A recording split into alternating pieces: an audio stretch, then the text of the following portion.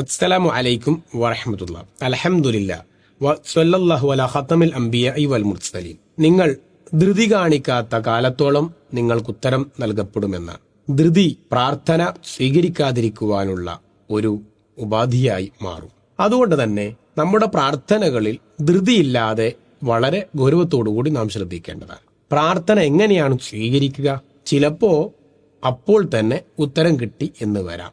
ചിലപ്പോ ആ ഉത്തരം ലഭ്യമാകുന്നത് സാവകാശമായി എന്ന് വരാം. പിന്നീട് എപ്പോഴെങ്കിലും ഉത്തരം കിട്ടിയേക്കാം. മറ്റു ചിലപ്പോ ആ ഉത്തരം ലഭിക്കുന്നത് അള്ളാഹു പരലോകത്തേക്ക് മാറ്റിവെച്ചേക്കാം. അതുമല്ലെങ്കിൽ നമ്മുടെ തിന്മകളെ മായ്ക്കുവാനോ അതല്ലെങ്കിൽ നമുക്ക് വന്നേക്കാവുന്ന ആപത്തുകളെ തടുക്കുവാനോ സംഭവിച്ചേക്കാവുന്ന ബുദ്ധിമുട്ടുകളെ മാറ്റുവാനോ വേണ്ടി ഈ പ്രാർത്ഥനയെ അള്ളാഹു ഉപയോഗപ്പെടുത്തിയേക്കാം. അപ്പൊ നമ്മുടെ പ്രാർത്ഥനകൾക്ക് ഉത്തരം കിട്ടിയില്ലല്ലോ എന്ന ഒരു ധൃതിയോ വെപ്രാളമോ നമുക്കുണ്ടാവേണ്ടതില്ല.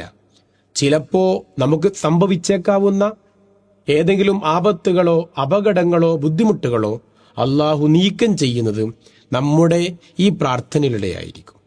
അപ്പൊ നമുക്ക് പ്രതീക്ഷിക്കുന്ന രൂപത്തിലല്ല നാം ആഗ്രഹിക്കുന്ന ഉത്തരങ്ങൾ ലഭ്യമാവുക എന്നർത്ഥം.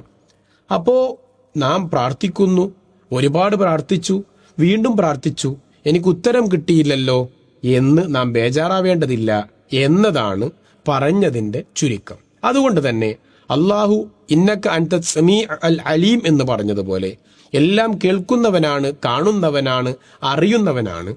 നമ്മുടെ നാഡീ സ്പന്ദനങ്ങളെപ്പോലും മനസ്സിലാക്കുന്നവനാണ് അവൻ. അതുകൊണ്ട് തന്നെ നമ്മുടെ ഈ പ്രാർത്ഥനയിൽ എന്താണ് ഹൈറ്, എന്താണ് ഷർറ്, നമ്മുടെ പ്രാർത്ഥനയിൽ എന്താണ് നമുക്ക് ലഭിക്കേണ്ടത്, എന്താണ് നമുക്ക് ലഭിക്കേണ്ടാത്തത്, നമ്മുടെ പ്രാർത്ഥനയിൽ എന്താണ് നമുക്ക് നഷ്ടപ്പെടേണ്ടത്, എന്താണ് നാം തിരിച്ചെടുക്കേണ്ടത് എന്ന് നമ്മേക്കാൾ ബോധ്യമുള്ളവൻ നമ്മുടെ സൃഷ്ടാവായ അള്ളാഹുവാണ്.